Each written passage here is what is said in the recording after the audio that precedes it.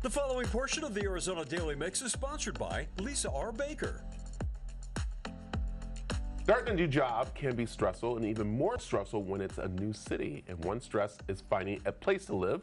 So here to take the stress off and find a new home is Lisa R. Baker, a realtor, who's saying that, listen, stress is a lot when it comes to finding a house, especially in a new city. But let's talk about things that people can do for selling and buying their homes when they have to move.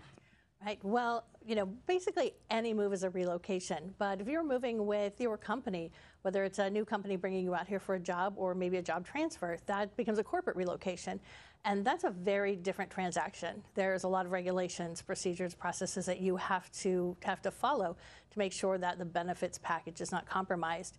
But really anybody doing a move can still benefit from the knowledge that I have as a relocation agent with their own personal relocation. Okay, so that's just interesting right there. You said there are some guidelines for when a corporation relocates you for buying a home and stuff? Absolutely. I never knew that. Yeah, they will issue a benefits package, and that can vary depending on the employer, what they've selected as your options. And there are, of course, benefit caps. There are timelines that need to be, adhered to.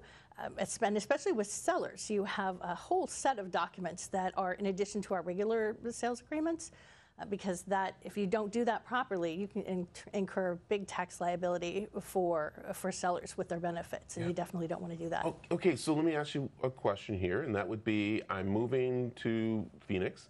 I'm relocating with the corporation. I found a house. We're in the process of getting it. And then all of a sudden I lose that job or the company goes under. Is there guidelines for that and stuff? Yeah, that's actually going to be there. There's going to be part of that handled through the relocation company. The relocation company side with the company that's moving you. Yeah, there's going to be for that. And there will be things that you can do with that contract. If you lose that employment, then you're obviously not going to qualify. And it's just something that we see very rarely, but I'm sure it can happen, and we can handle that. Yeah, and that's the worst thing I'm thinking. But okay, so when it goes into these contracts, I don't know. I'm not a realtor.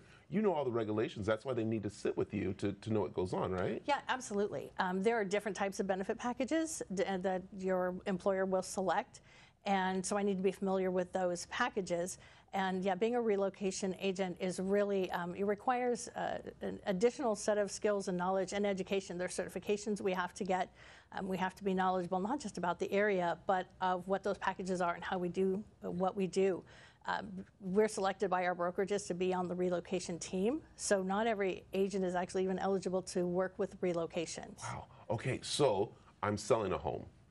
I can come to you. Would that be the smart thing to do? Because you know that we're growing here in this, state. We have new companies coming, Intel, Google, all this and everything like that. So I'm looking to sell. Would it be smart to come to you because people are looking for homes to relocate? Yeah, absolutely.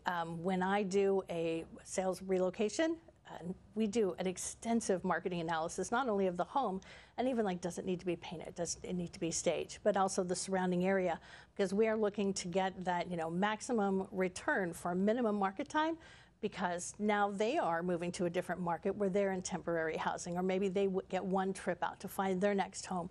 So we need to get that moving and make sure that we are compliant with tax laws, again, so we don't incur any additional liability. There's they have these short timelines. Your temporary housing is only so far. You get one trip out usually, and so we have to get all the information in advance, make things happen, and keep that moving. Oh my gosh, this is so incredible. I'd never even thought about a relocation team that they would have. I thought it's just a realtor. So I know we're wrapping up, but I just want to touch on one thing really quick. We had this new thing happen in real estate. You're saying, please come see you because you're here to help them understand a little more, especially even if relocating too, right? Right, absolutely. The new regulations, are in effect.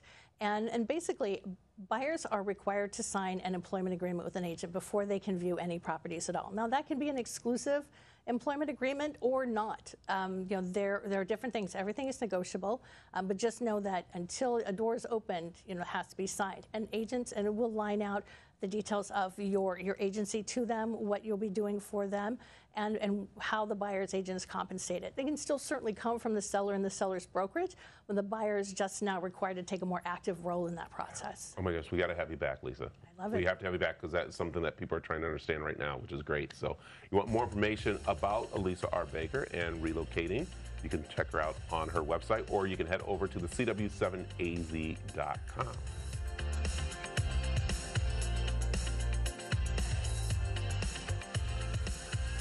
The preceding portion of the Arizona Daily Mix was sponsored by Lisa R. Baker.